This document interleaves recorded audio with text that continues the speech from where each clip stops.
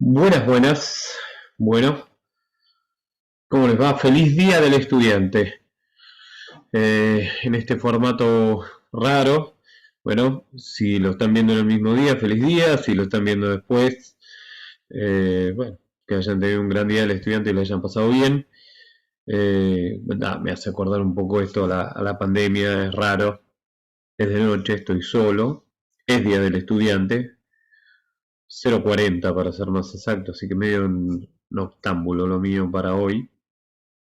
Pero bueno, la idea es poder llevarles esta teórica para que la vean en esta semana cuando quieran, puedan, de la manera que puedan, por partes, entera, en el colectivo, en la casa, en un dormitorio, en un baño, en parte y parte, donde sea. Y bueno, que sea un poco, ojalá les sea útil o les guste. Para mí es raro, yo estoy más acostumbrado a tratar de hacer un ida y vuelta, como pasó la vez pasada con lo de la entrega de premios, que la verdad yo lo pasé muy bien. Con lo de la deriva, vamos a hacer alguna deriva, no creo que dé más premios, ya quedaron para la caminata los premios, después veremos alguna cosa, si podemos hacer alguna sorpresa también al final del curso. Pero bueno, la idea de la teórica de hoy es cerrar el tema sombras, con una teórica más como conceptual, así no los agobio tanto con el tema método, que ya se deben estar volviendo locos, y cómo hacer y sacar el ángulo y el ábaco y todo, y la pregunta clásica de todos los años del curso: ¿para qué hago todo ese quilombo? Aprieto un botón en el SketchUp, me va a tirar la sombra y me olvido de todo.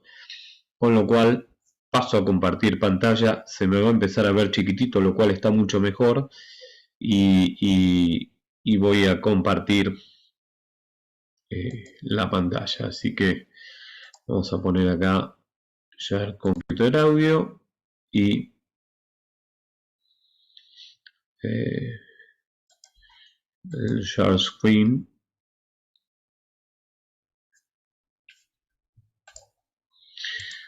Deberíamos estar compartiendo la teórica. Con lo cual, la teórica de hoy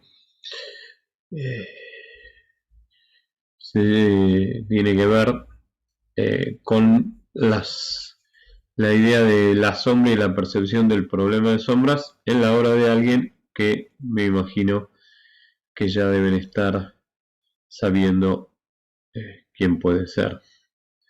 Vamos a hacer unas pruebas igual, bánquenme que quiero hacer unas pruebas y ahí seguimos.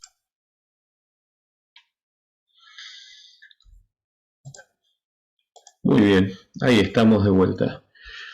Muy bien, ahora sí, ahora se está presentando. La idea es verificar la percepción del problema de sombras. Lo voy a develar rápidamente. En la obra de Le Corbusier, del nacido bajo el nombre de Charles-Edouard Generet Gris, que se cambió el nombre como seudónimo a Le Corbusier a los 29 años, jugando un poco con el nombre de su abuelo y otras palabras, investiguenlo por ahí. Acá podemos ver dos de sus obras y les voy a contar un poco dónde salió esta teórica.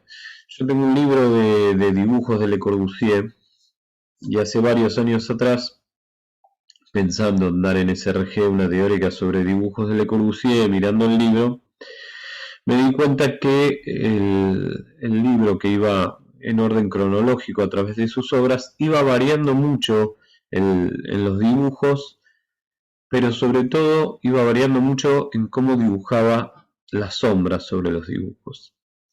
Y a partir de ahí dejó de ser una teórica sobre dibujos de Le Corbusier y pasó a empezar a investigar qué pasó con esos dibujos que iban variando a través del tiempo en el dibujo de las sombras. Desde ese lugar, la idea de la charla es tratar de hacer un recorrido cronológico por algunas de las obras y ver un poco esta situación de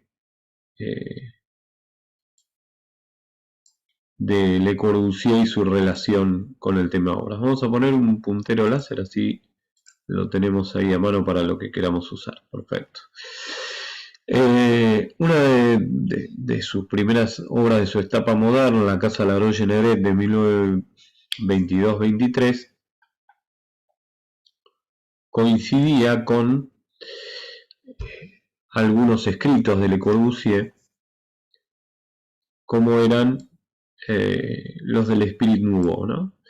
Ahí podemos ver la famosa frase de Le Corbusier, que la arquitectura es el juego sabio, correcto y magnífico de los volúmenes reunidos bajo la luz. Nuestros ojos están hechos para ver las las formas bajo la luz y las formas bajo la luz, las sombras y los claros revelan las formas.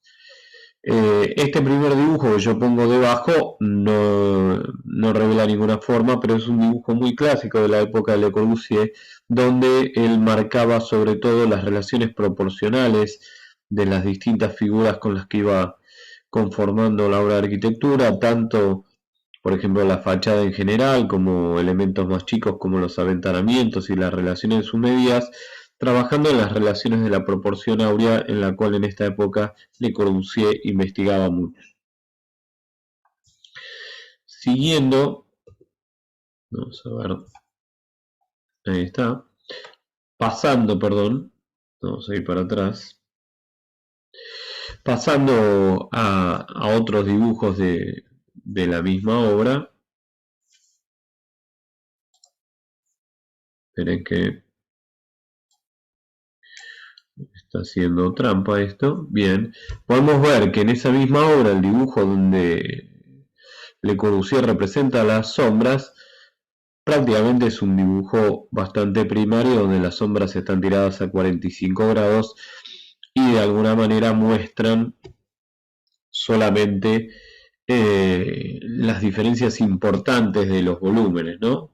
Podemos ver, vamos a poner acá el puntero, ¿no? Fíjense donde la diferencia de este volumen saliente importante se ve en la sombra acá, de esta saliente del balcón, y algo en las puertas, pero muy poco. Los árboles se representan con prácticamente pequeñas líneas. Y podemos ver que no hay sombra en las ventanas, pero también está bastante relacionado con que las ventanas no están reunidas en el muro, sino que prácticamente son coplanares al muro, ¿sí? Algo que vamos a ver en algunas obras posteriores. Sigamos viendo, va a aparecer un videíto ahora.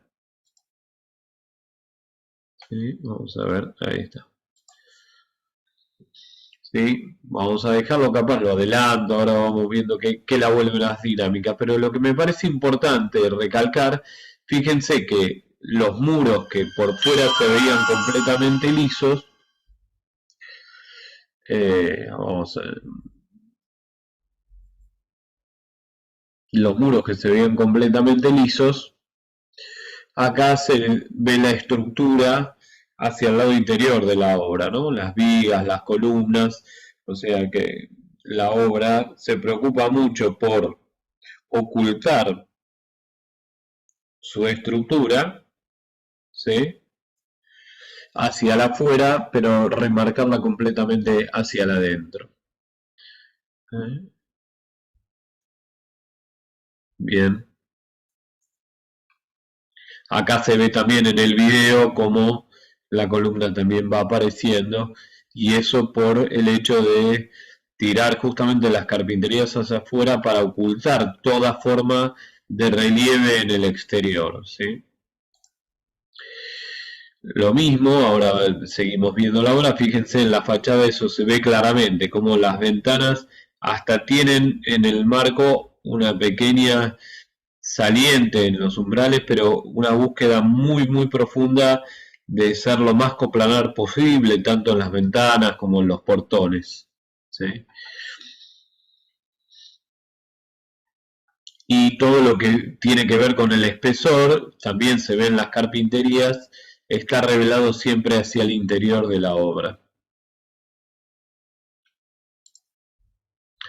Si llegamos a la famosa Ville Savoye en 1929, es donde Le Corbusier unos años antes, en 1926, expone los 5 puntos de sus ideas arquitectónicas, llamados los 5 puntos de la nueva arquitectura, que son la construcción sobre pilotes, la cubierta jardín, la planta libre, que habla de la planta baja, la ventana paisada y la fachada libre, ¿no? Como liberar a la planta, liberar a la fachada era liberarla de los muros portantes, digamos, eso era la idea de la fachada libre, que también provocaba que las ventanas pudieran estar liberadas del problema del muro, ¿no?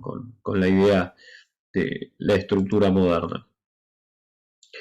Si vemos el dibujo en sí mismo, fíjense que hay como una tenue idea de representar sombra, ¿no? A través de estos pequeños puntitos jaspeados, pero nada que ver con lo que pasa en realidad, donde las caras oponen claramente caras muy iluminadas contra caras más oscuras y sobre todo la oscuridad de la planta baja libre con los pilotes, donde acá en el dibujo se la ve mucho más clara y lo que sí está muy claro es que la obra está en el punto más alto del dibujo, en el centro, tanto en lo horizontal como en lo vertical, y el entorno tiene los árboles puestos más bajos que la obra, aunque en realidad no es así, poniendo a la obra como en un situal de estar como encima de un pequeño pedestal o atrio, ¿no? Acá vamos a ver un video también de la obra, de vuelta, igual que en la casa Laroche-Neret, las ventanas buscan estar coplanares con el muro exterior, ¿sí? Y no se ve en ningún lado, salvo los pilotes, no se ve otro signo estructural, no se ven vigas hacia afuera, la losa es completamente plana, los pilotes llegan al plano de la losa, apenas acá aparece una viga tratada casi de ocultar, porque en los bordes no aparece ninguna viga, evidentemente tiene vigas invertidas a nivel estructural, ¿sí? Ahí podemos ver el video. En algunos momentos cuando esté el video voy silenciando para que ustedes lo puedan ver.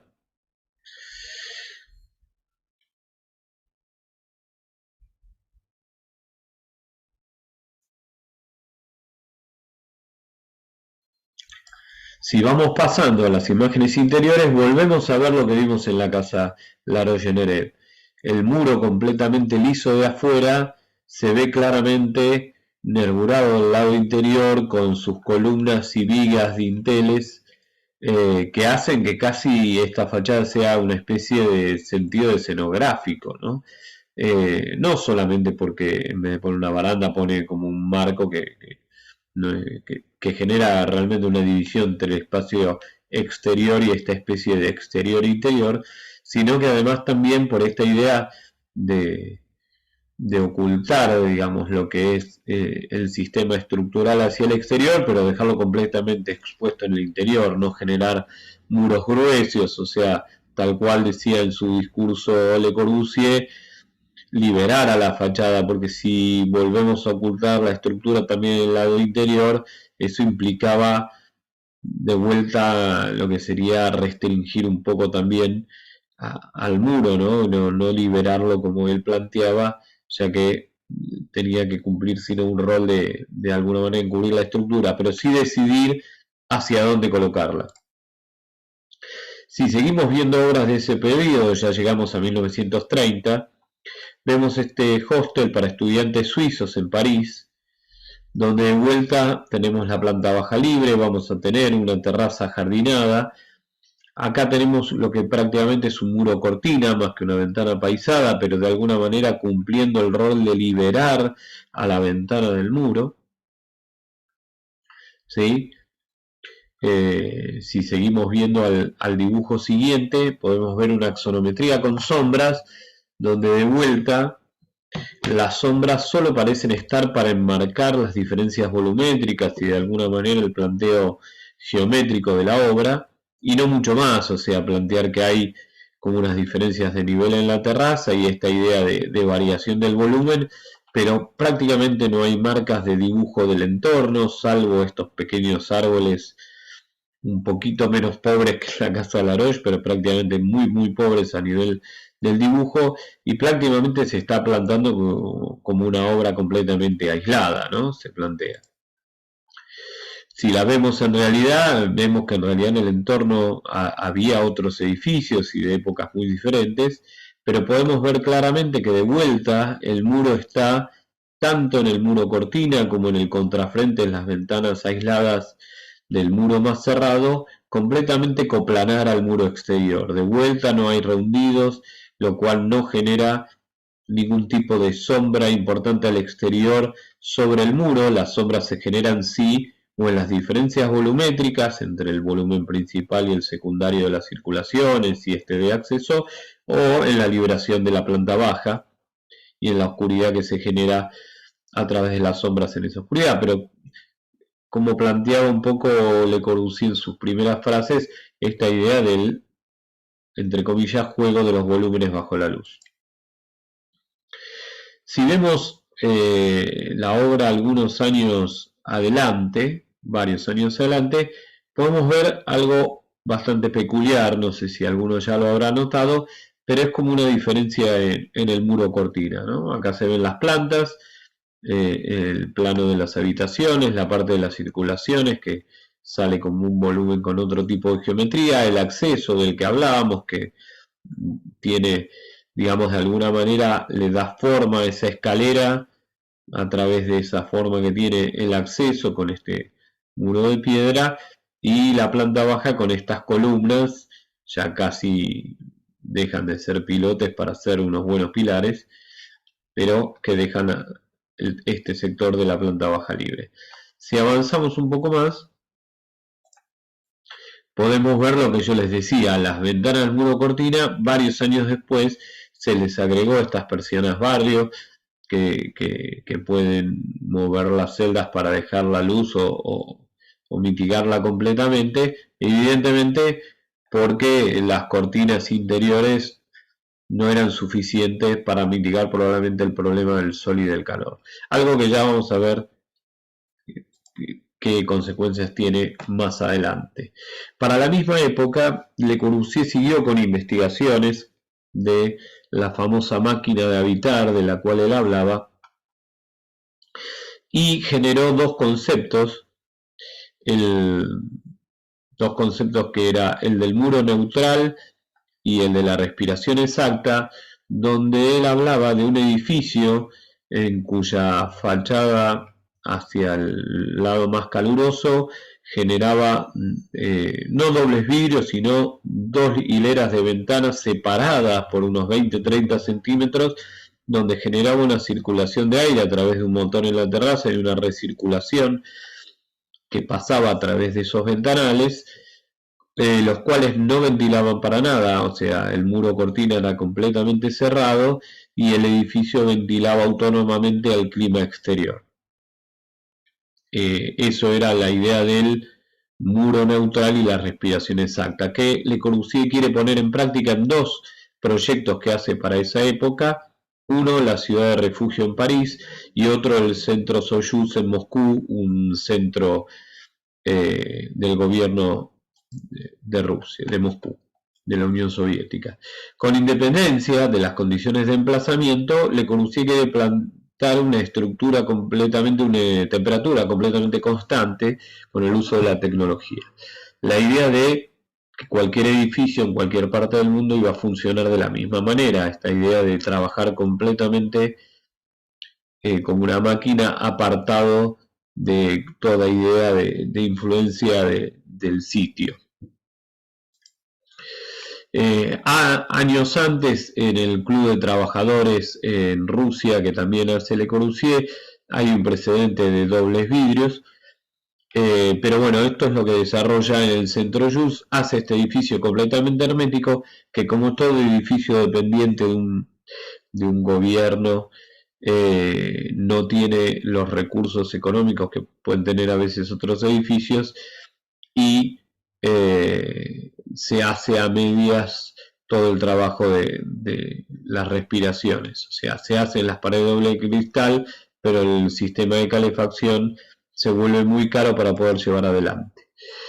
En París hace esta otra obra de las cuales les había hablado antes, la ciudad de refugio para gente de la calle. Estas eran en las habitaciones de refugio, donde vuelve a generar un vidrio con una cortina de vidrio completamente continua hacia el lado de mayor orientación solar, con la idea de la búsqueda de que se refrigerara el edificio desde unas paredes de piedra del contrafrente y un sistema mecánico que insuflara aire hacia los vidrios del frente.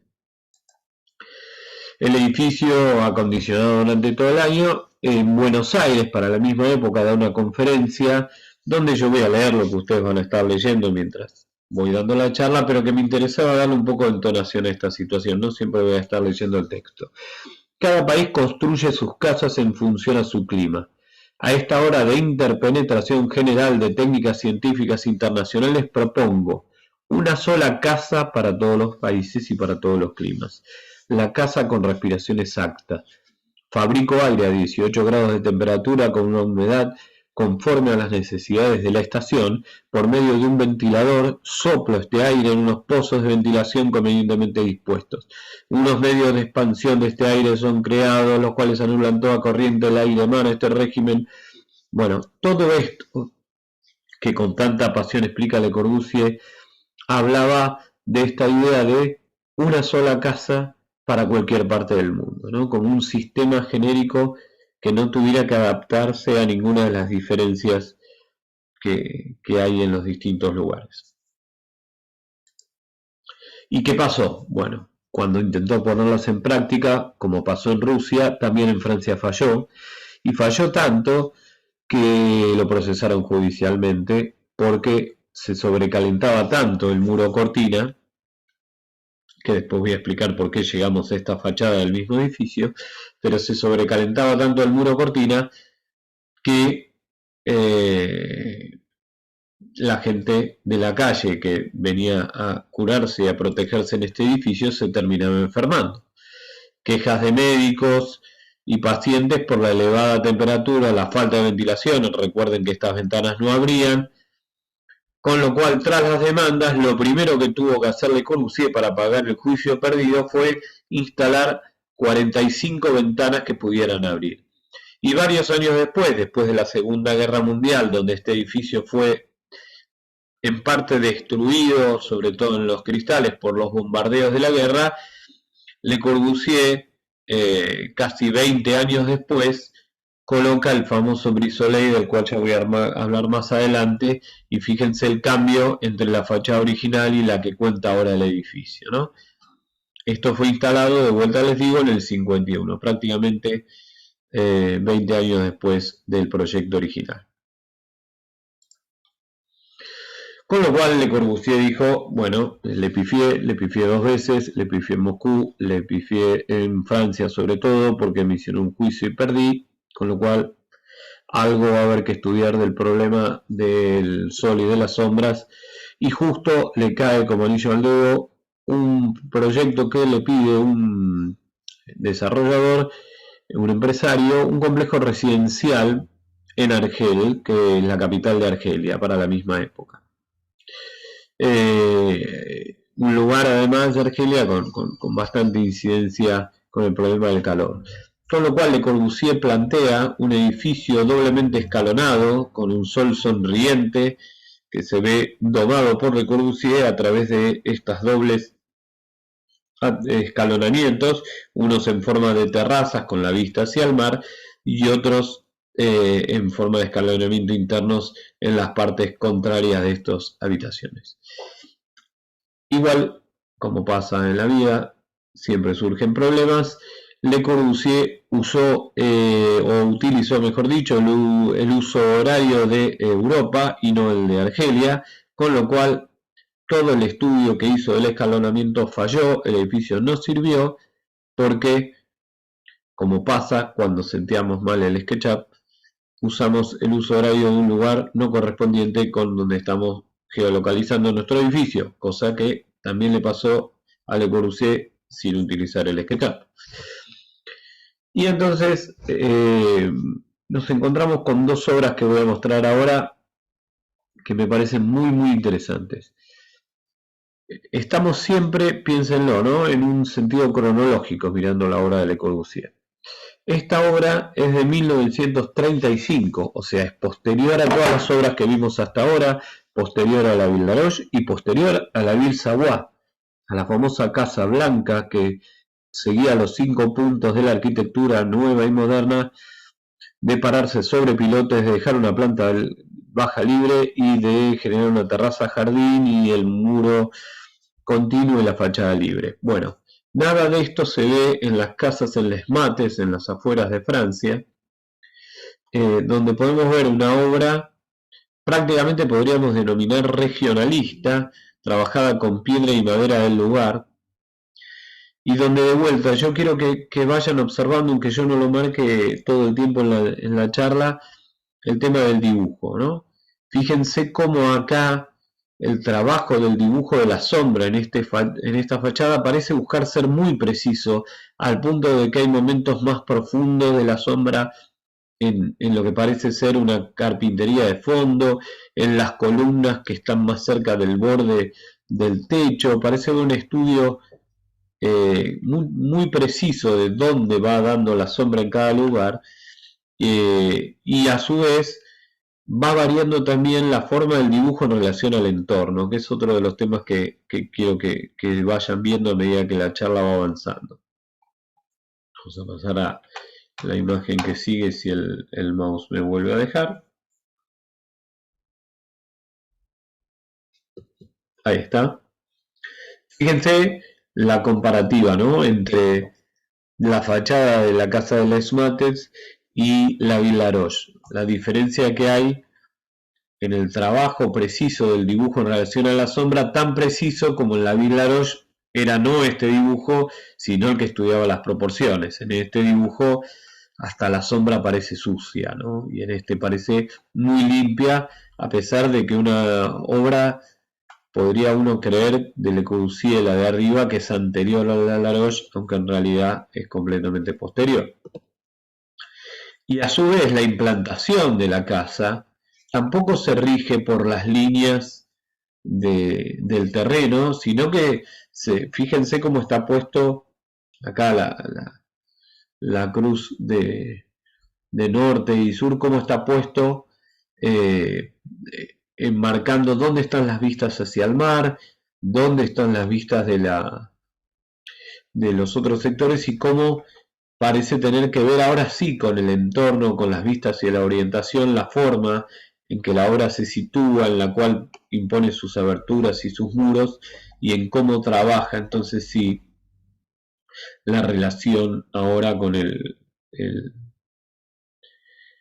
el sol y las ubicaciones. Y cuando vemos la planta, vemos, ¿no?, el trabajo también murario, y de la distancia que esta galería, en función de que evidentemente tiene una alta influencia del sol, porque la fachada más cerrada está sobre el otro sector. Fíjense la distancia que toma para poder generar sombra sobre estas habitaciones que se encuentran en ese lugar. Y los dibujos, tanto los croquis más básicos como los dibujos más complejos, hay un estudio, o hay una búsqueda de dibujar la influencia de sombras y la influencia también del entorno, ¿no? En la Ville Savoye hablábamos de que la obra parecía estar sobre un pedestal, los árboles eran más chicos, la obra sobresalía, y más allá que en Les Mates la casa está también en el centro, no busca generar simetrías, los árboles son más altos, parece querer estar más enmarcada en relación a su entorno de lo que la Ville Savoye parecía querer estar, que parecía querer casi que reflejarse a sí misma, no importa que hubiera alrededor. Si vemos las fotos, eso queda más claro todavía, ¿no? La casa pura, blanca, con sus ventanas en los bordes, sin espesores salientes, muy lisa, contra una casa hiper rugosa de piedras rústicas del lugar, madera. Sí, por momentos a mí siempre me costó pensar que estas casas eran del mismo arquitecto, y que a su vez esta casa rústica era posterior a esta famosa casa clásica que todos mis profesores querían decirme que era la arquitectura ideal y la que había que buscar, cosa que se van dando cuenta que no pienso, ¿no?, de la misma manera. A mí esta casa me gusta mucho, por lo menos hay muchas cosas que me gustan, me parece que tiene un trabajo material muy rico, tanto en la madera como en la piedra, y la reflexión que hay sobre el sitio me parece muy diferente a las obras anteriores. Y para la misma época tenemos esta casa de fin de semana en París, de 1935, donde podemos ver de vuelta en la planta el uso de piedra, de muros muy gruesos, y a su vez en el interior cierto tipo de geometrías y técnicas que Le Corbusier no venía usando hasta acá, estas bóvedas acá de hormigón mezclándose con el ladrillo y con la madera, ¿sí? Y a su vez una casa que por primera vez en la obra de Le Corbusier tiene césped en su cubierta, ¿no? Ahora no es una terraza jardín seca con maceteros, sino que es un jardín en sí mismo, más que una terraza jardín. Es un jardín por encima de, de las bóvedas de los techos, y con ciertos aires hasta de técnica industrial en algunas situaciones, explorando, me parece, otros tipos de nivel de materialidad que ya vamos a ver más adelante. En esas épocas llegamos a este edificio que convocan unos arquitectos brasileños a trabajar a Le Corbusier, el Ministerio de Educación Pública y Salud en Río de Janeiro, por unos arquitectos brasileños del movimiento moderno que admiraban la obra de Le Corbusier. Y Le Corbusier acepta el encargo, sobre todo porque Brasil era uno de los países que era conocido por su calidad a través del control solar, la calidad sobre todo la arquitectura popular, no tanto solo la arquitectura moderna, sino, ahora ya lo vamos a ver, la arquitectura popular brasileña, tenía una gran reputación a través del manejo del sol. Sabemos que en Brasil el sol pega mucho más que en Buenos Aires. Y se une para hacer este edificio.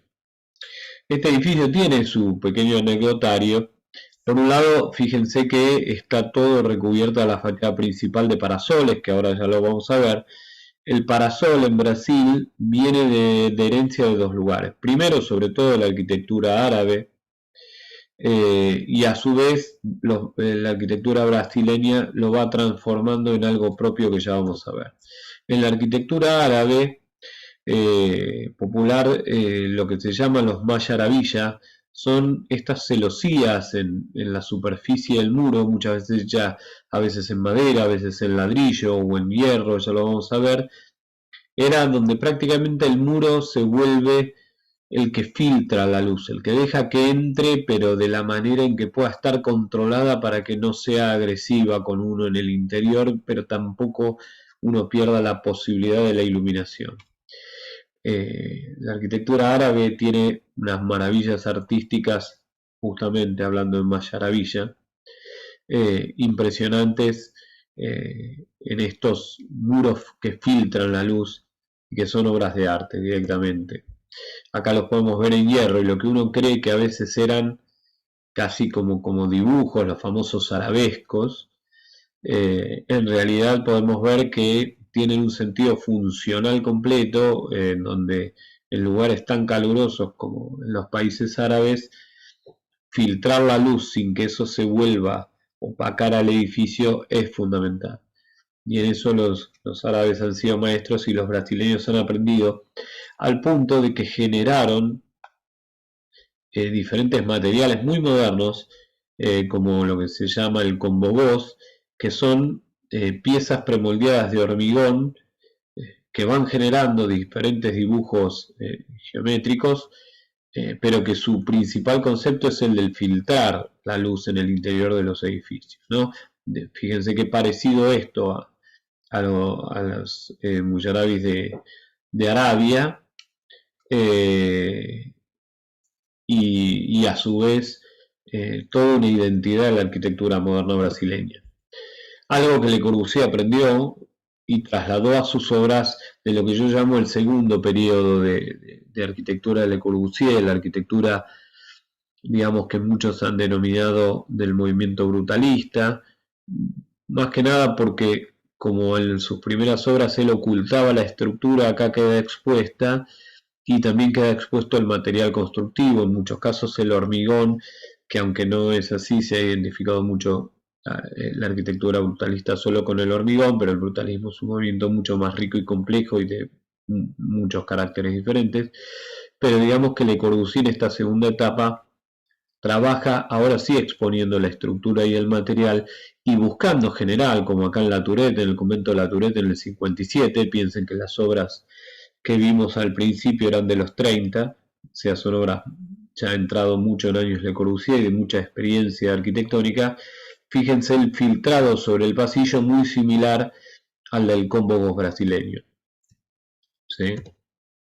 Volvemos al edificio público acá en Río de Janeiro y acá podemos ver los gráficos de los parasoles de este edificio que son movibles y que se van moviendo según la necesidad de eliminar la incidencia directa del sol dentro del edificio y poder tomar la luz indirecta sin que eso afecte el clima interior. Entonces podemos ver en las distintas etapas del día cómo se van moviendo los parasoles. La anécdota de este edificio es que enseguida Le Corbusier pensó un edificio como terminó siendo un prisma moderno y quería que tuviera los parasoles y lo implanta, y cuando lo implanta rápidamente los arquitectos brasileños le corrieron un poco el edificio porque no estaba bien implantado en relación al sol, pero digamos que nada, ya no fue un error que se trasladó a la construcción del edificio, sino que el edificio los brasileños lograron convencer a Le Corbusier de correrlo un poco y de que quede implantado donde tenía que estar. Entonces, esto piensen en el año 37, un año después recibe este encargo Le Corbusier de un rascacielos que no se construyó nunca en Argel, de vuelta ahí en Argelia, donde ahora sí aparece lo que para muchos es un invento de Le Corbusier, sea como sea, es una pieza que él desarrolló en toda su última etapa de arquitectura, que es el famoso Brise Soleil, que esto en realidad no deja de ser eso, un parasol, pero un parasol hecho con la misma estructura del edificio, no ahora como el edificio brasileño, un parasol móvil, sino que con la misma estructura del edificio, de los cerramientos de fachada, de la misma porosidad de la fachada, se genera un parasol como parte constructiva del edificio, ¿no? Y acá podemos ver estudios en los cortes, de cómo incide el sol y de cómo la distancia donde se coloca la carpintería, de la altura de los parapetos, de cómo baja una viga, empiezan a funcionar a la manera de parasol que funcionaba el edificio de Río de Janeiro. Y eso implica lo que yo creo una diferencia gigante en la forma arquitectónica. O sea, lo que yo quiero también mostrar con esto es cómo este tipo de decisiones constructivas y que están completamente ligadas al manejo directo de la luz solar y de su incidencia, terminan generando un cambio drástico en la manera de resolver la forma arquitectónica. Y los edificios de Le Corbusier nunca fueron lo mismo después de esto. Yo reconozco que estos a mí sí me gustan, un problema personal mío, porque hay mucha gente que no le gusta esta etapa de Le Corbusier, y a mí me parece fantástica. Y cuando armé esta charla hace varios años, fue como descubrir un poco casi como el sentido que había tenido el cambio en la arquitectura de Le Corbusier. Si vemos la famosa unidad de habitación de Marsella, de 1946 al 50, o sea, fíjense toda la cantidad de años que pasaron. Claro, yo me quedaba siempre mirando la fachada, ¿no? Con esos balcones, con distintas proporciones, con lo que es muy fuerte, luz, sombra, cambios de medida, pero los dibujos están llenos de estudio de luz y sombra, ¿no? Son dibujos casi como, fíjense, como la fachada entera tratando de reflejar cómo podía generar una especie de dibujo poroso y el momento del cambio, ¿no? Acá vemos el corte, también tiene el corte, tiene sombras, ahora vamos a ver que la planta también, en la planta también se dibujan sombras, es como si se hubiera vuelto para Le Corbusier una obsesión ahora el estudio de las sombras, cuando antes era solo tirar en la Villaroche una sombra a 45 grados, acá directamente es colocarla dentro del edificio, ¿no? Dentro de las plantas de las unidades de habitación, dentro de los croquis, abajo de un pequeño dibujo de la escalera en los pilares que sostienen, las columnas que sostienen el edificio elevado.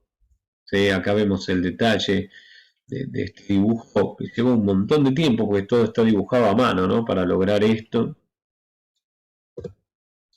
¿Sí?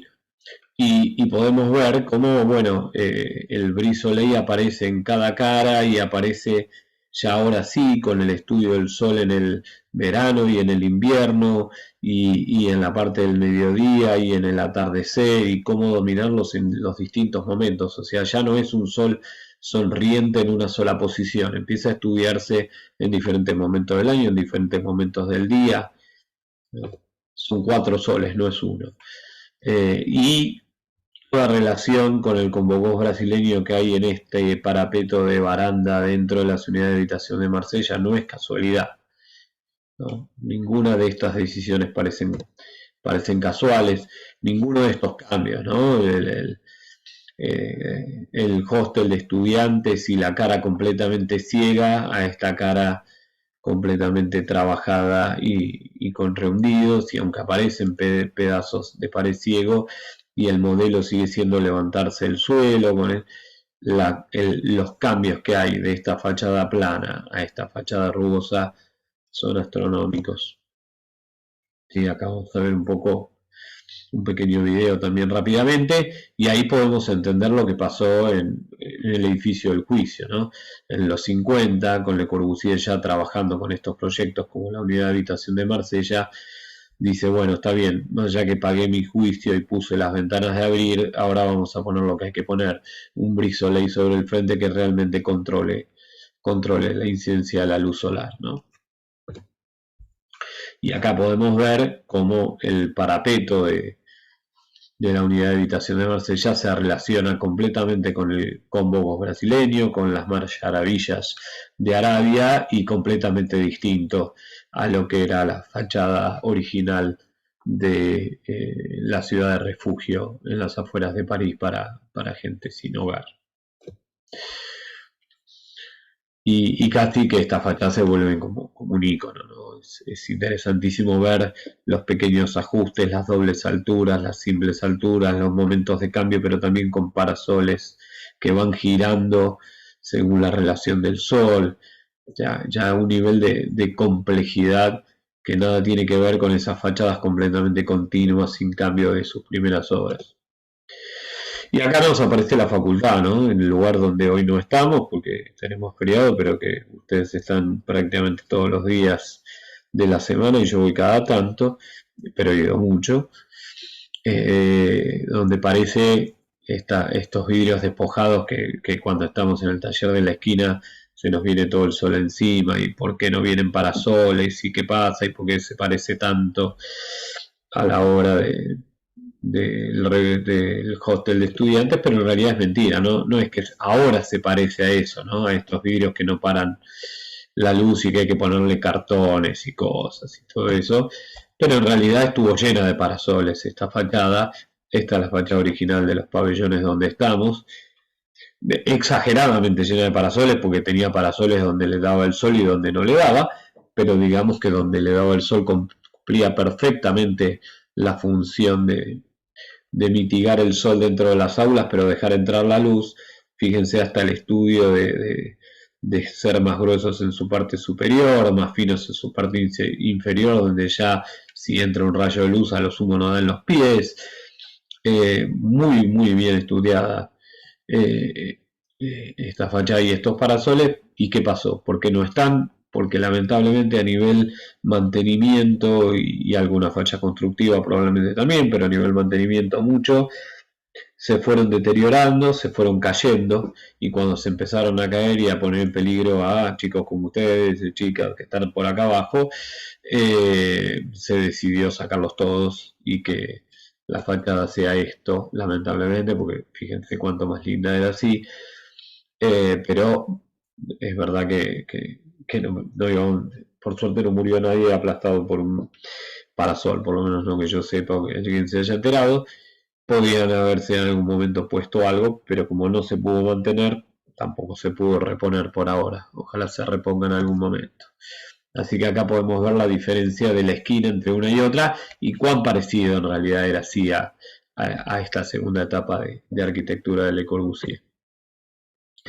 Bueno, siguiendo, igual quédense tranquilos que ya voy entrando en la recta final de la charla, que ya ni estoy mirando cuánto tarda. Total, ustedes la pueden adelantar, igual que un mensaje WhatsApp le ponen 1,5 y ven si está bueno lo que estoy mostrando, y ahí paran y me escuchan, o no me escuchan, voy a hacer capaz alguna trampa en algunos minutos y decir algo que puedo preguntar en la deriva. Se me ocurrió recién, no lo tenía planificado, pero no me parece una mala idea.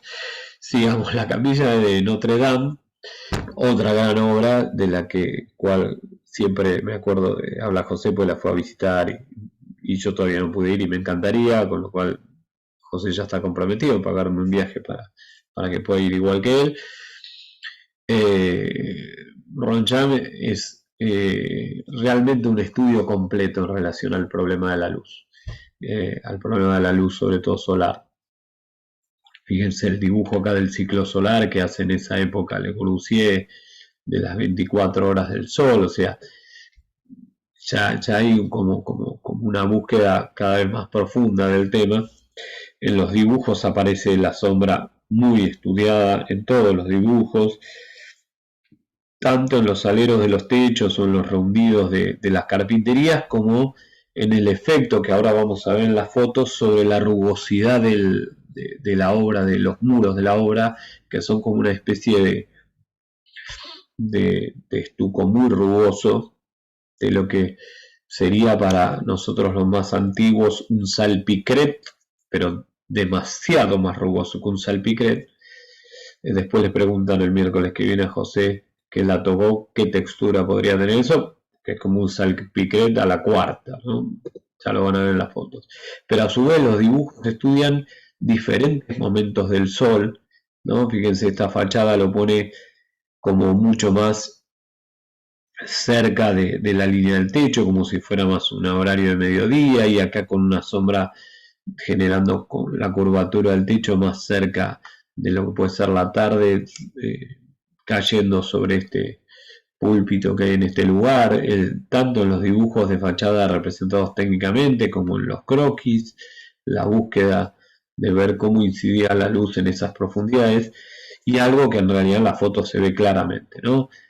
Tanto como la geometría de la cubierta va generando esta sombra de menor a mayor, porque la geometría del muro se acerca por momentos al borde del techo y después se va alejando, y eso genera una sombra muy particular a nivel geométrico y genera cambios muy grandes a través del día, ¿no? Fíjense, la sombra parecida del primer dibujo, muy corta, y a medida que va cayendo la tarde va agrandándose y aparecen ya sombras en el volumen de este lucernario, y empiezan a caer sombras en otros horarios hasta estar completamente opaca en algún día nublado. ¿Sí? Y lo que les decía, ¿no? Las microsombras, le digo yo, ¿no? Las pequeñas sombras que se dan cuando el material ya no es liso como esas primeras obras, sino ahora es muy rugoso. O sea, imagínense esta rugosidad la Ville Savoye. Imposible de imaginarse un muro blanco, porque es un muro blanco, no deja de serlo, pero un muro blanco que no tiene nada que ver con el muro blanco de la Ville Savoye, ¿no? Este es un muro blanco de una rugosidad hasta despareja, que provoca diferentes tipos de microsombras, ¿no? de revelación de la textura. Y también la combinación con el hormigón y con la aparición de tablas, o sea, de tablas de distinta geometría o distinta textura. Y lo más rico y copiado que tiene Ronjean, que es estas ventanales de entradas de luz, ventanales en muchos casos en forma abocinada, ¿no? Que va inclinado hacia ventanas pequeñas que hacia el interior se abren más grandes y que permiten que la luz entre de distintas maneras, pero no solo por la geometría de estas bocinas, que van siendo algunas cuadradas, otras rectangulares, en forma vertical, en forma horizontal, con pedazos de muro más ciegos, más abiertos, sino también por los vidrios que van teniendo diferentes colores, diferentes medidas, que algunos tienen inscripciones y que van generando este tipo de iluminación, ¿no? El reflejo del dibujo del vidrio sobre las paredes. Acá se ve claramente, ¿no? Lo que les decía, la textura muy grosera del muro, ¿no? Casi como de una piedra fratasada para que no se caiga.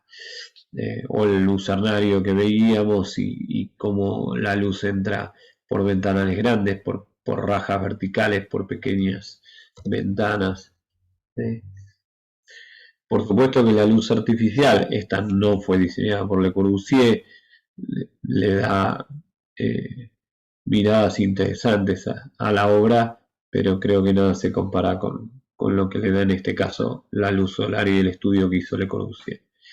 Sí, acá va a aparecer otro videito, es largo, yo lo voy a dejar corto de vuelta, pero me parece interesante que el video recorra un poco un edificio que este sí me parece realmente una obra increíble de arquitectura y que merece ser estudiada cientos de veces de todos los lugares. Yo solo la estoy mirando desde el problema de la luz.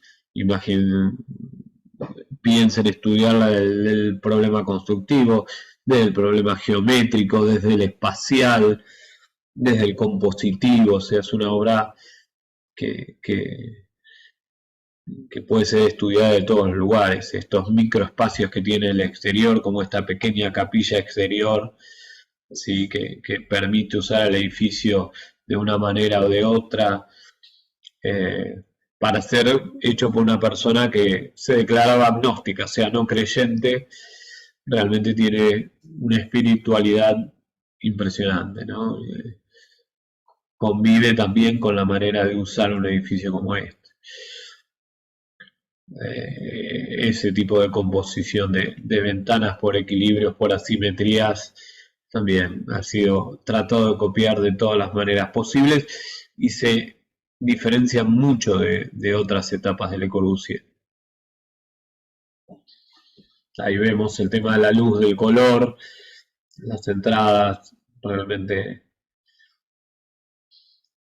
una yuxtaposición de temas muy, muy interesante. Bien, bien. Y ahora, ya que estamos viendo el video y se va a terminar de ver y ya la teórica no le quedan muchos minutos, yo voy a decir, ahora vamos a hacer otro premio sorpresa. Yo voy a decir una palabra clave y los que me la dicen el miércoles que viene, después vemos qué premio sorpresa se me ocurre con otro. Lo estoy inventando en el momento, pero déjenme divertirme. Son como, ya les digo, estamos en vivo, 1:33 de la mañana, ustedes no lo van a ver en vivo, pero me dejan divertir. La palabra clave, y la tienen que decir, son 3 palabras. No, perdón, 4 palabras. Cuadro de Le Corbu. No la vuelvo a repetir. Ustedes dicen esas 4 palabras, son acreedores de un premio. Vamos a ver cuánto se dan. En la deriva dejo dicho algo probablemente. Bien, bueno, vamos a seguir con las últimas obras. Vamos a pasar a Chandigarh, uno de los últimos proyectos construidos de Le Corbusier. Chandigarh es en la India. Todo un encargo que tuvo Le Corbusier de urbanizar todo un sector de la India donde iban a estar los edificios públicos del gobierno y varios edificios de vivienda. Es muy interesante a nivel investigativo lo que hizo Le Corbusier acá. Y de vuelta, me encantan la aparición de los dibujos. Fíjense, ahora el que tendría que haber sido como en la Ville Laroche, el principal, que era el de las proporciones, es como un croquis, y el que era el secundario en la Ville Laroche, que es el de las luces, las sombras y cómo da sombras, es el principal. Me parecen unos dibujos increíbles, y era un poco esas dudas que me agarraron cuando vi el libro por primera vez y que después de indagar bastante en situaciones históricas me quedó claro ese cambio, ¿no?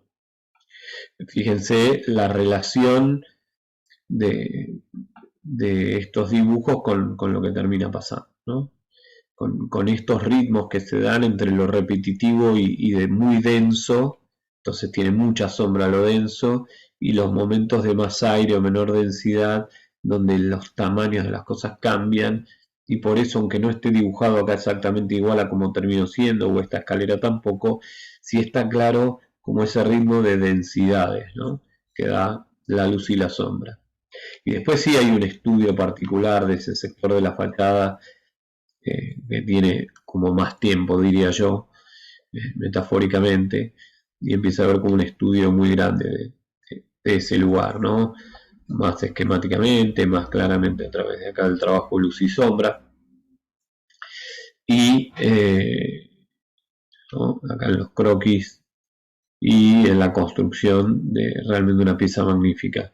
A través de ahora sí la expresividad completa de la estructura hacia afuera, de los relieves, del uso de las vigas como parasoles, de estas pequeñas losas. O sea, realmente un trabajo muy, muy complejo.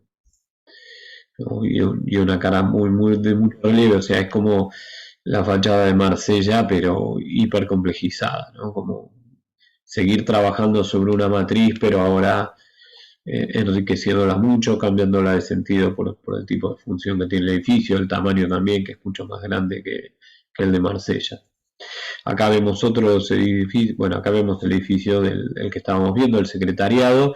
Fíjense qué parecido a las carpinterías de la Tourette y al efecto de luz y sombra que da en el interior, igual que lo que pasaba en la Tourette, con el mismo tipo de carpintería y divisorios, ¿no? Que venía estando. Seguimos para adelante, ahí vemos de vuelta la fachada del secretariado. Y ahora vamos a otro de los edificios de Chandigarh, el High Court, que tiene uno de los estudios más ricos a través del problema de la luz y la sombra. Esta curvatura que podría parecer caprichosa de este elemento que tenemos acá, vamos a ver el estudio que tiene, muy interesante. Miren esta gárgola que también se va repitiendo mucho en distintas obras de esta etapa, de distintas escalas. También la división material entre distintos tipos de estructura y determinaciones materiales, con el hormigón como más de tabla, más como bruto y otros elementos como más enrasados. Todo parecido a este sector con el bancolón de Clorindo Testa no es casualidad, o de este sector con alguna obra de Miralles tampoco es casualidad. Fíjense, esta curvatura a la que hablamos y este dibujo previo del estudio de cómo el sol iba a incidir en este techo inclinado y cómo la línea del sol en cierto horario se une exactamente con este punto de línea de bajada de esta superficie de estos aventanamientos rehundidos. Y acá varios cortes sucesivos con distintos estudios de la incidencia de las sombras, ¿no? Cortes sucesivos, que no creo que se los estén pidiendo los docentes, pero casi que me dan ganas de pedir cortes sucesivos con estudios de sombras si la obra lo valiera, ¿no? Como es el caso de este momento acá de la obra de Le Corbusier. Acá vemos la fachada y sus reflejos y lo que les hablaba, ¿no? Fíjense el sol y las sombras, cómo van generando claros oscuros ahora, elementos opuestos, ¿no? Esto bien oscuro al fondo, las escaleras con esas aberturas de distintas geometrías, esto más dando directo al sol, esto como en un elemento intermedio separado, ahora ya no es el suelo solo el que se separa, también el techo de otros entretechos, y eso empieza a generar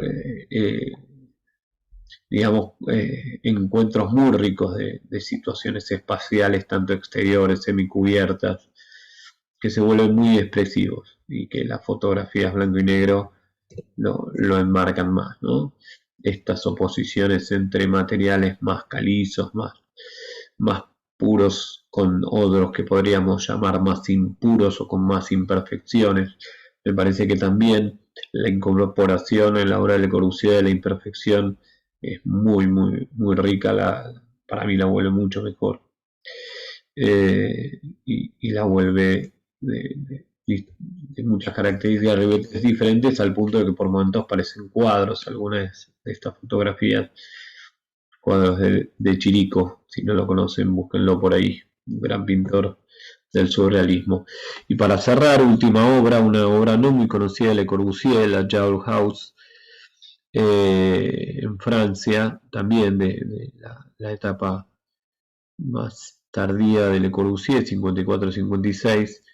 Como les digo, una obra poco conocida, pero de vuelta, unas pequeñas casas, un conjunto de casas que contienen muchas de las cosas que vimos desde casi mediados de los 30 en adelante, después de esos errores con el manejo de la luz solar, que me parece que, de vuelta, quiero enmarcarlo, no solo cambió la manera de controlar la luz solar con el brisolei, ¿no? Los parasoles, con ver dónde poner una saliente.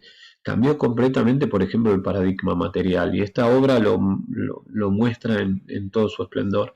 Fíjense además como los diferentes dibujos, ¿no? De sombras grandes y de sombras pequeñas, de los pequeños rundidos que parece generar una carpintería, que ya vamos a ver que claramente están estudiados así, o rundidos más grandes de algunas carpinterías en relación al muro. O sea, todo eso que no era un tema en las primeras horas porque las carpinterías se enrasaban al muro exterior y se acabó el problema, acá empieza a tomar un montón de ribetes, y cuando vemos la realidad constructiva vemos que es así. Hay por momentos ventanas en la misma línea de esta pared de madera, que a su vez es distinta al hormigón y está bastante rehundida y genera una sombra en ese borde, pero a su vez algunos paneles de vidrio están más rehundidos que otros y generan esas sombras que habíamos en los dibujos. Entonces empieza a haber un gradiente. Esta esquina de madera se hunde del ladrillo, que a su vez el ladrillo sí parece estar casi al ras del hormigón, pero la diferencia está en las texturas de uno y otro, ¿no? Y aparecen a su vez rajas en el ladrillo que cortan esa continuidad. Aparecen ladrillos con otro tipo de trabas.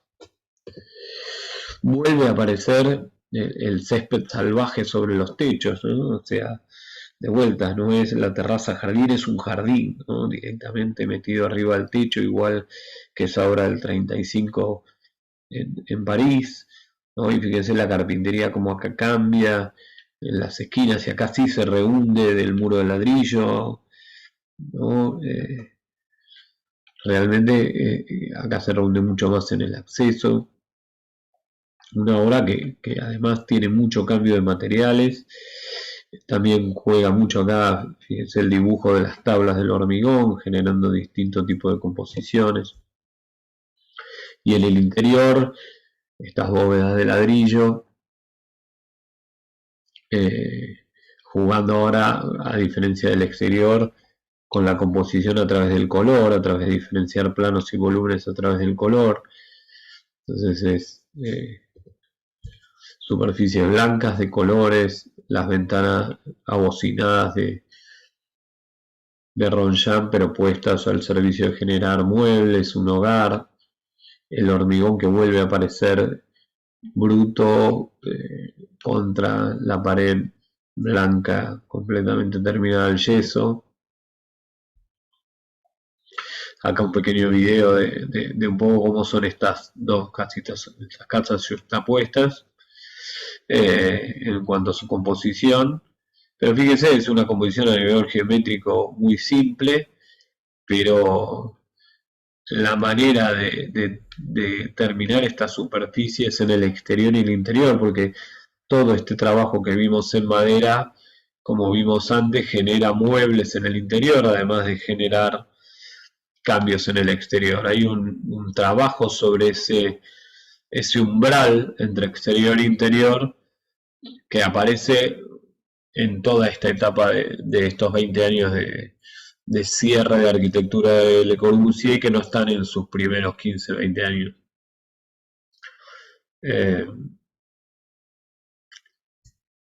Sí, lo cual lo vuelve muy, muy interesante. Todo esto, más allá que los videos los estoy cortando, después me dicen y los comparto por lógica. Sí. Tampoco quiero que se les alargue mucho a ustedes y que me pongan en forward todo el tiempo. Pero bueno, acá hablaba de las gárgolas, acá vuelven a aparecer estas gárgolas de hormigón. Realmente parece una obra digna de destacar. Acá vemos algunas fotos blanco y negro donde se ve claramente que, aunque el color marcaba la diferencia entre el ladrillo y el hormigón, la textura también es algo que se puede apreciar claramente en las diferencias de la foto en blanco y negro, que hace que la madera con sus divisiones y las ventanas impongan un tipo de textura, el hormigón imponga otra y el ladrillo otra. Me parece que esa combinatoria también es de gran riqueza. Acá unas últimas fotos para terminar con algunos acercamientos al material, ya el problema material y cómo la luz y la sombra muestran como el nivel de lo que yo llamo espesor, ¿no? Acá hay espesor todo el tiempo.